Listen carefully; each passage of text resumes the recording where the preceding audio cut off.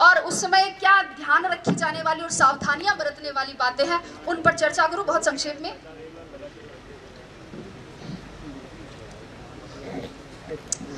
चूंकि अपनी ये जो सफलता की प्रक्रिया, इसको मैं एक कृषि के रूपक से बताना चाहूंगी। अगर मैं बोल रही हूँ और आपको लगता है कि समय ज्यादा नहीं हो रहा और आप बोर नहीं हो रहे, तो एक बार तालियां बजाकर स्वागत करें।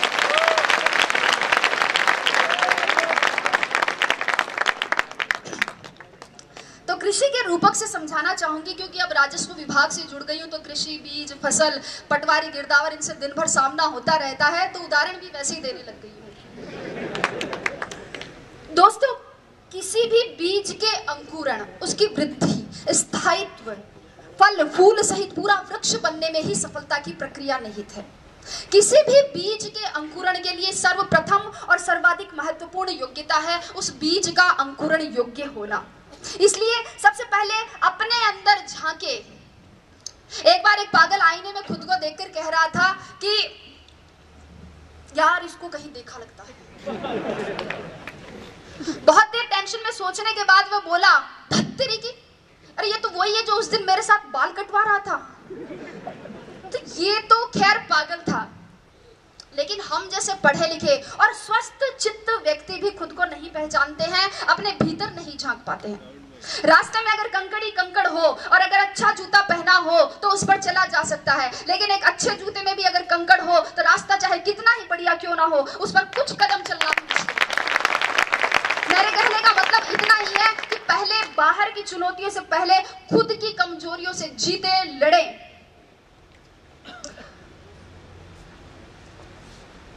बीज के अंकुरण के बाद अंकुरण के लिए आवश्यकता होती है उपजाऊ भूमि की, और मुझे नहीं लगता कि प्रतियोगिता के दौर में उपजाऊपन के मामले में राजस्थान विश्वविद्यालय का कोई सानी होगा।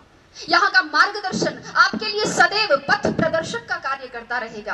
आपको अपनी तैयारी के लिए, लक्ष्य प्राप्ति के लिए जहां कहीं भी, किसी भी कोचिंग संस्थान, महाविद्यालय अथवा व्यक्तिगत मार्गदर्शन के लिए कहीं भी अपने आप को समर्पित करें, तो उस भूमि का उपजाऊपन जांच ले, क्योंकि कई बार योग्य बीज भी उपजाऊ भूमि के अभाव में अंकुरित नहीं हो पाते हैं। बीज के अंकुरण के पश्चात आवश्यकता होती है खाद, कीटनाशक और उत्प्रेरकों की। विद्यार्थी के लिए खाद का काम करते हैं उसकी कक्षा, उसकी पुस्तकें, उसके मित्र, उसका जो पढ़ाई का आसपास का माहौल है वो, उसके गुरुजन जो उसे एकाग्रता और ज्ञान संचय की विधि प्रदान करते हैं। एकाग्रता पर थोड़ा सा, कुछ विद्यार्थी ऐसे होते हैं जो पढ़ते हुए टीवी रेडियो चलाते, एफएम चलाते हैं, और कुछ बच्चे ऐसे होते हैं जो कान में ईयरफोन डालकर म्यूजिक सुनते हुए फिर पढ़ाई करते हैं। और अगर पास में पड़ोस में कोई शादी हो रही हो, रात्रि जागरण हो, तो उन्हें डिस्टरबेंस होता है। सर, मैं अपना उदाहरण देना चाहूंगी कि मेरे घर के इस तरफ मंदिर है और इस तरफ मस्जिद। सुबह उठते ही इधर से घास खाए गैया, दूध पिए ग्वाल, छोटो सो मेरो मदन गोपाल शुरू हो जाता था। तो उधर ला इलाहा इल्लल्लाह मुहम्मदुर रसूलुल्लाह के साथ शाम ढलती थी। बारात भी उधर से ही जाती थी, सतराम के जयकारे भी। लेकिन मैं आपको बता दूं कि मैंने अपनी पूरी पढ़ाई अपने घर की छत की तरफ जाने वाली उस आखिरी सीढ़ी पर बैठकर की थी, और मुझे हर तरह के शोरगुल में एकाग्रता का इतना अभ्यास हो गया था कि पता ही नहीं चला कब होली की गैर निकल गई और कब ढोल ताशों के साथ मुहर्रम के ताजिए। पढ़ते वक्त मोबाइल बंद रखे। अगर व्हाट्सएप, मैसेंजर और फेसबुक नहीं चलेगा तो एकाग्रता में वृद्धि होगी, लेखन शैली में सुधार होगा और टॉप 50 में आने की संभावनाएं भी बढ़ सकती हैं। मेरी बात करें तो मैं बताऊं, मैंने मोबाइल ही नहीं रखा था।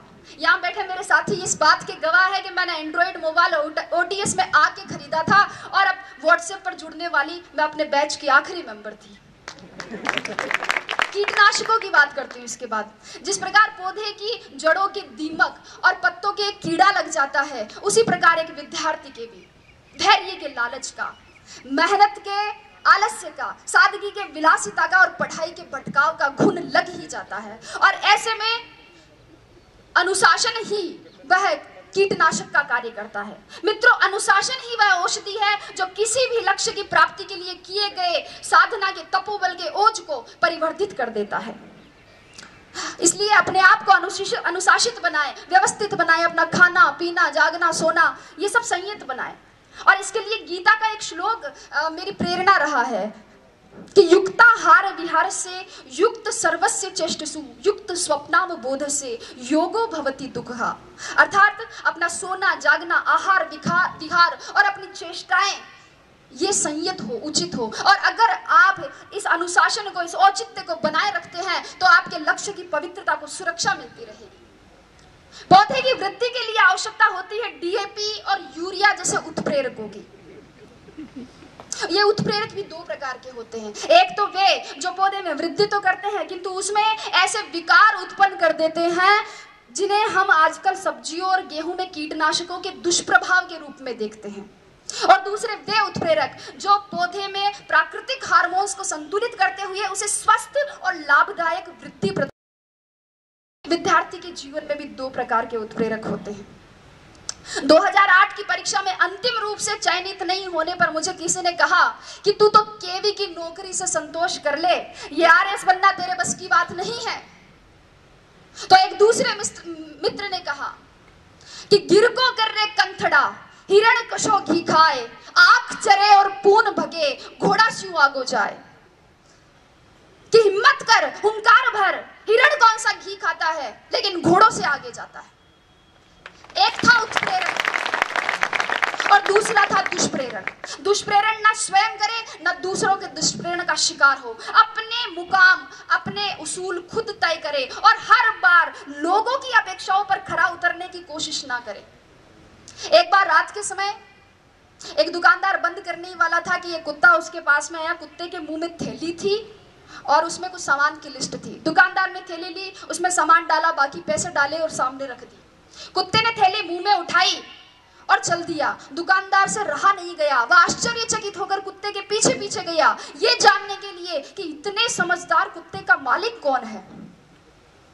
कुत्ता कुछ देर बस स्टॉप पर खड़ा रहा।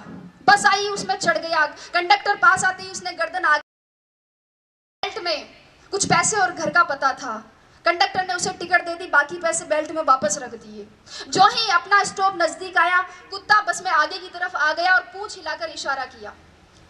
बस रुकने पर कुत्ता उतर गया और आगे चल दिया। दुकानदार भी उसके पीछे पीछे चला। कुत्ते ने अपने पैर से 2-3 बार दरवाजा खटखटाया। मालिक बाहर निकल कर आया और उसने लाठी से कुत्ते की पिटाई की। आप सोच रहे होंगे कि क्यों? मालिक भी सोच रहा था। उसने पूछा इसका कारण, तो मालिक ने कहा बदतमीज ने सारी नींद खराब कर दी, चाबी लेके नहीं जा सकता था, गधा कहेगा। मित्रों, जीवन की सच्चाई भी यही है। लोगों की आपसे अपेक्षाओं का कोई अंत नहीं है। जरा सा आप चूके कि आपने बुराइयां निकाल देंगे और पिछली सारी अच्छाइयों को भूल जाएंगे। इसलिए आप तो बस अपना कर्तव्य कर्म करें, आगे बहुत सी कठिनाइयां हैं। माझी तेरी कश्ती के तलबदार बहुत है, माझी तेरी कश्ती के तलबदार बहुत है, इस पार कुछ मगर उस पार बहुत है। जिस शहर में खोली है तूने शीशे की दुकान, उस शहर में पत्थर के खरीदार बहुत है। लेकिन अगर आपने निश्चय कर लिया है कि आपको इस कठिन राह पर चलना है, अगर आपने सोच लिया है कि अब जलेबी की तरह इसमें उलझ ही गए हैं, तो फिर क्यों न चाशनी में डूबकर जिंदगी का मजा लिया जाए। मेरे कहने का मतलब इतना ही है कि अपनी मेहनत को सफलता के मुकाम तक पहुंचाइए। अपना संबल खुद बनिए, अपनी तारीफ खुद करिए। बुराई करने के लिए तो पूरा जमाना बैठा है। जिन लोगों की नजरों में बुरे हैं आप, कह दे उन्हें कि वे नेत्रदान कर सकते हैं।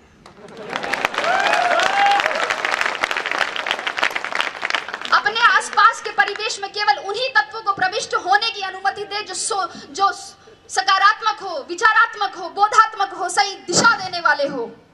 अन्यथा आपके मस्तिष्क में क्रोध, ईर्ष्या और द्वेष के रासायनिक दुष्प्रभाव दिखने लगेंगे, जो आपकी सोने की थाली में पीतल की मेख जैसे अशोभनीय लगेंगे। तो अंत की ओर बढ़ते हुए मैं अब कहूंगी कि इन सभी तत्वों के साथ अब एक तत्व और बच जाता है और वो है जीवनदायी जल, जिसकी आवश्यकता पौधे को वृक्ष बनने तक रहती है।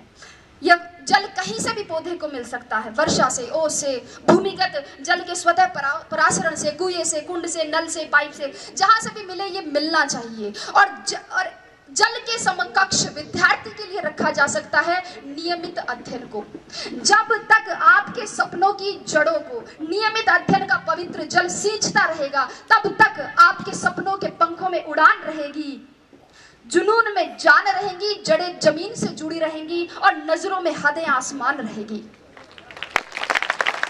अगली बात कहते हुए समाप्ति की ओर, इस बात पर गौर कीजिएगा कि विश्वास की जड़ें कमजोर हो, विश्वास की जड़ें कमजोर हो तो माता पिता के आशीर्वाद का जल ले, दिशा भ्रम हो तो दृष्टिकोण की जड़ों को गुरुजनों के मार्गदर्शन के जल से सींचे, भटकाव की भूख भड़के तो एकाग्रता की जड़ों को आत्मचिंतन के जल से पोषित करे, धैर्य धीरज धरने से इनकार करने लगे तो मानस की जड़ों को अध्यात्म के जल से सींचे, और सबसे महत्वपूर्ण अपने सपनों की सुनहरी जड़ों को सकारात्मक सोच के जल से सदैव सींचते रहे। सफलता मजबूर होकर कामयाबी का मीठा फल आपकी मेहनत से तैयार किए गए वृक्ष पर प्रस्फुटित कर देगी, जिसके बाद उसके संवर्धन और संरक्षण की जिम्मेदारी दुनिया अपने आप ले लेती है।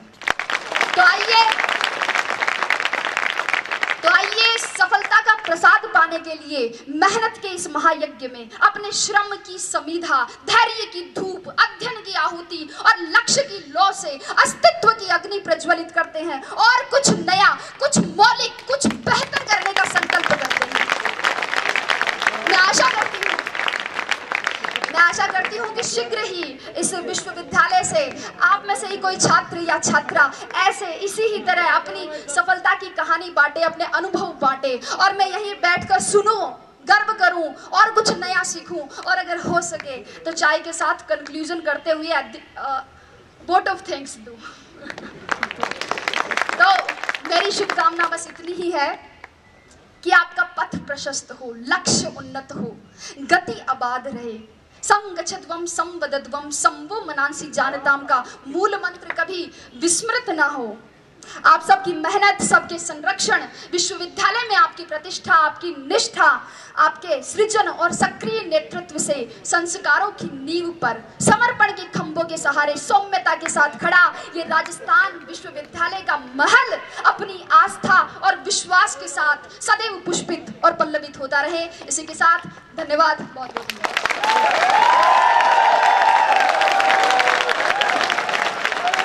बहुत बहुत धन्यवाद। आपने अपने संबोधन में संप्रेषणीयता, स्वावलंबन और आदर्शवादिता, इन तीन महान मूल्यों का संदेश हमारे प्रिय छात्रों को दिया। आगे बढ़ते हुए अब मैं आमंत्रित करना चाहूँगा श्री गोवर्धन लाल जी शर्मा को कि वो पधारें।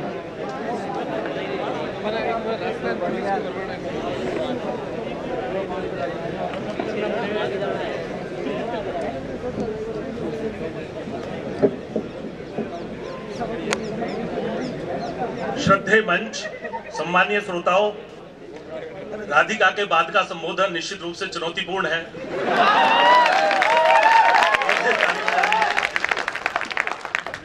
कहने को ज्यादा कुछ बचा नहीं है। मेरे पूर्व जिन्होंने संबोधित किया है, बहुत कुछ कहा है।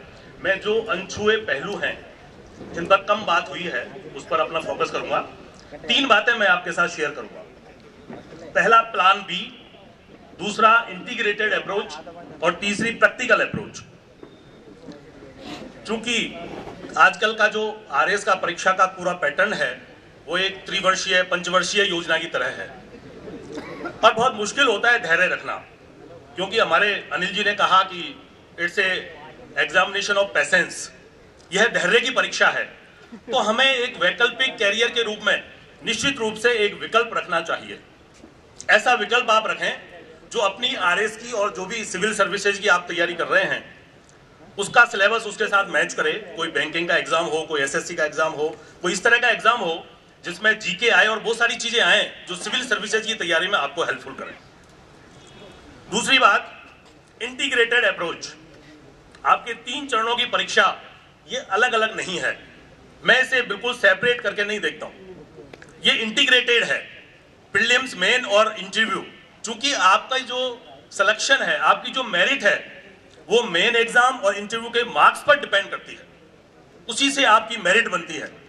और अगर आप प्री की तैयारी के साथ मेन परीक्षा और इंटरव्यू की तैयारी साथ साथ नहीं करते हैं तो खुद के साथ अन्याय करते हैं। केवल प्री की तैयारी करना अपने लक्ष्य की प्राप्ति में बहुत मुश्किल होता है। तीनों की तैयारी आपको एक साथ करनी है, क्योंकि मैं समझता हूं कि जो मेन का सिलेबस है आरएस का, उसका प्री का 90% मेन में समाहित है। आप जिस दिन से तैयारी शुरू करें, अपने मेन पर फोकस करें और इंटरव्यू की तैयारी के लिए आप ये समझ लें, क्योंकि ये पर्सनैलिटी का टेस्ट है, आप ये समझ लें कि मैं एक आरएस ऑफिसर हूं और जो आपसे इंटरव्यू बोर्ड या दूसरे लोग अपेक्षा करते हैं एक आरएस ऑफिसर की तरह व्यवहार करने का, वो आप करने लग जाइए। 3 चीजें एक साथ तैयारी में होती हैं। आप नॉलेज लेते हैं, फैक्ट्स लेते हैं, आपको उनको विजडम में कन्वर्ट करना होता है और उसके बाद आप वर्चूज में उसको कन्वर्ट करते हैं। आप जो नॉलेज लेते हैं वो पर्याप्त नहीं है, उसका एनालिसिस आपको करना होता है, क्योंकि जो प्रश्न आते हैं वो एनालिटिकल आते हैं। आप विजडम डेवलप करिए जिससे कंक्लूजन आता है, आपके सजेशन आते हैं और उसके बाद आप अपने जीवन में, अपने व्यक्तित्व में वर्चू लाइए, सद्गुण लाइए, जो आपके व्यक्तित्व परीक्षण के लिए, आपके इंटरव्यू के लिए